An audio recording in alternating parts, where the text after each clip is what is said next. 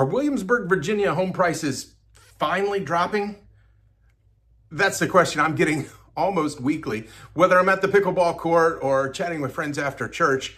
See, most people assume that because they're seeing a few more for sale signs in neighborhoods, that the market must finally be shifting in favor of buyers. If you only watch the national news, you might be getting a very different story than what's actually happening on the ground. As a realtor with an MBA, I don't guess. And I don't rely on national headlines either. I'm going to prove exactly what's happening in Williamsburg and James City County markets using the actual data from the first quarter of 2026. Before I show you the proof, have you ever wondered if there was a way to get some or even a chunk of your closing costs paid for you when you're buying a house? If so, I have a special offer for you valued at $495, and I'll tell you about in just a few minutes. So most of the statistics you read in the news don't provide the full picture for our specific market. That's why I put my William & Mary MBA training to work by pulling every single listing from the local MLS to see how much houses are selling for, how many houses actually sell, how long they take to sell, and how close to full price sellers are getting. I track metrics that many agents don't even know about. I look at the failure rate of listings, and I look at the percentage of houses that have had to have a price reduction in order to sell, and the direct correlation between days on market and dollars in pocket. So before we dive into the one number that proves it's a seller's market, do me a favor, take a moment to hit the like button. And also, if you think you're going to be in the market sometimes this year, you might want to subscribe. I'm going to do these deep dives at least quarterly, and then I'm going to fill in with some neighborhood specific information throughout the month, so you won't want to miss. Let's start with the number that matters the most, the month's supply of homes. The month's supply simply represents how many months it would take to sell the current number of houses that we have for sale at the rate at which they are currently selling. And right now in Williamsburg, James City County, that number is 3.1 months supply. A balanced market where there's no advantage to buyers or sellers, there's enough sellers for the buyers and buyers for the sellers, that number would be 5 to 6 months supply. So given that we have less than that, 3.1 months supply, we are safely in seller market territory. The market only feels slow because our volume of transactions is very low. We're at a decades-long low for the number of homes that we're selling. So even though with interest rates where they are, we might have fewer buyers than we had before, we have a lot fewer sellers, and that's due to the lock-in effect. I've talked about that on a blog post on my website. I'll make sure it's linked in the description. But what do I mean when I say we're at a decades-long low? Let me put this into perspective. In March of 2016, in Williamsburg, James City County, we had 1,400 homes that were listed for sale. And this March, 2026, we had 459. That's a third of the inventory that we had 10 years ago.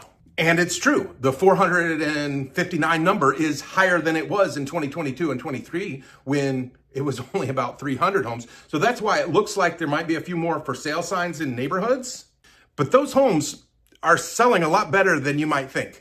In fact, the overall failure rate for a listing is only about 12%, and half of those are listings where the seller withdrew it, and the other half are ones that went for the full listing term but never found a buyer. But here's the real question. Does the 3.1 month supply apply for every home? Williamsburg, James City County is actually 3 different market segments behaving very differently.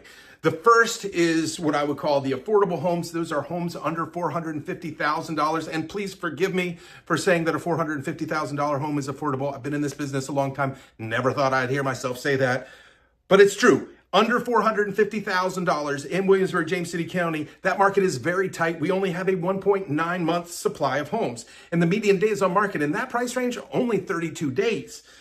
Our core market, which would be defined as 450,000 to 750,000, in that market, we have a 3.3 month supply of homes. Now, here's where it gets interesting.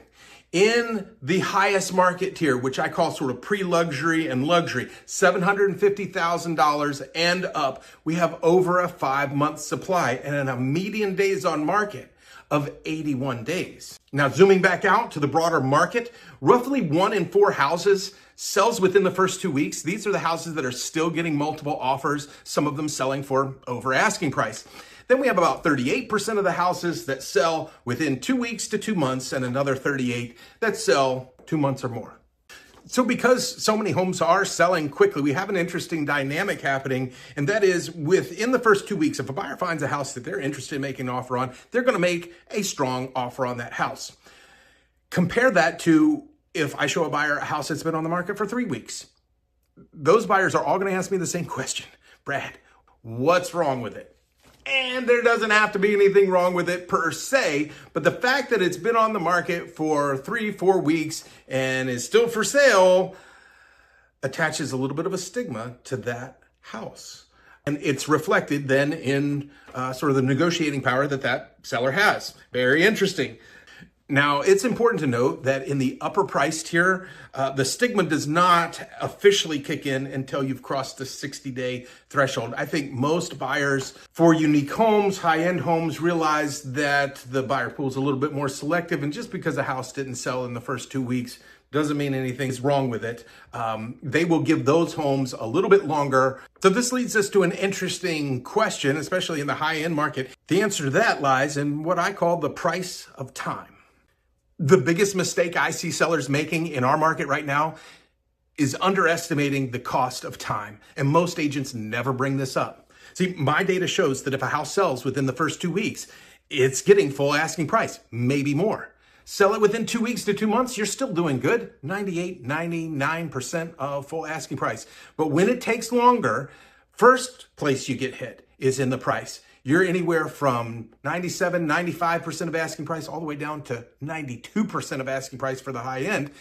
But that's not the only cost. What a seller really loses after 60 days on the market is negotiating leverage. Buyers begin to feel like they're doing the seller a favor by bringing them an offer on a house that's been on the market for months. And this leads to buyers asking for more repairs, more concessions, more contribution to the buyer agent fee. And the list goes on, and it can add up to serious money. And I get it, because we are still in a seller's market. It can be tempting for sellers to aspirationally price their houses maybe a little bit higher than the market data shows they should. And that's okay as long as they correct quickly. So what the data from the first quarter shows is about 25%, 1 in 4 houses that sold had to reduce their price at least once before getting under contract. Average price reduction, 5%. But here's the good news. For those houses that reduced their price, say somewhere between 3 weeks and 30 days on the market, and got it under contract within that 60-day time frame, they were getting then 99, 100% of their new price. So they didn't have to give an additional discount after that. And they probably still retained some negotiating power with the buyer for the things like the home repairs and the concessions. The next question is simple. How do you beat the clock and make this market work to your advantage? I'm going to tell you. See, here's the $1 million question. If you're a buyer and you see that great house that comes on the market and you're all excited to go see it, you got to answer one question. Is this one of the ones that's going to go super fast, or that's going to sit and reduce its price? And if you're a seller, the question you want to know is, what do I have to do to position my house to get it ready for sale? What repairs do I need to make? Should I stage? Are there any walls that need to be painted? What price do I want to list it for? And then what listing strategy do I want to employ that maximizes the exposure without leaving any money on the table? Fortunately, for both buyers and sellers, you don't need to guess. You need a guide that studies these numbers like an analyst with a William & Mary MBA. Now, remember that $495 offer I told you about? Stick around, I'm almost there. But before I get to that, let's look at my projections for the rest of 2026, okay? So the first quarter showed some very promising signs, and we expect to see inventory rise as we enter the spring season because Williamsburg strictly adheres to a list in spring mentality. We are going to see more homes listed in the next 3 months than we will probably for the rest of the year. Now, we recently saw a surge in activity kind of at the end of February, beginning of March, when the interest rates dipped, and they dipped below 6% for the first time in a long time. I noticed, we saw it in the data, an uptick both on listings and in sales. Now, with current geopolitics and the price of gasoline. Interest rates are back up to where they were before, and some people are back to sitting on the fence. But not to worry, life goes on. We are still expecting to see inventory build through the spring, and whether interest rates move back down or not, it's still going to be a good spring season for transactions. And if they do dip back down, we can expect even more inventory and even more buyers. Now for the buyers who are waiting for significant reductions in price, I hate to break it to you, we are not expecting prices to fall significantly this spring. Because it's still a seller's market, buyers still outnumber sellers 2 to 1. There's really no room for that to happen except maybe in some super micro markets, okay? And the median sales price for a single family home in Williamsburg, James City County is currently sitting at $560,000. So are you ready to take the guesswork out of your next move? If you're planning to move in the next 90 days, this is the window where these numbers matter the most. And I invite you to call me for a 15-minute MBA strategy session to go over your exact situation and position you for success. I invite you to call me. If you're not comfortable calling me, I have prepared an interactive home buyer's guide. This is something I made from scratch with straight facts about our local market and how it works. And remember that $495 credit I was telling you about? Well, if you take this interactive buyer guide, link in the description, and complete it, you'll be eligible to receive that from me at closing. So until then, it's the Realtor with an MBA, your friend in real estate, Brad Anderson, eXp Realty, licensed in the state of Virginia. See you next time.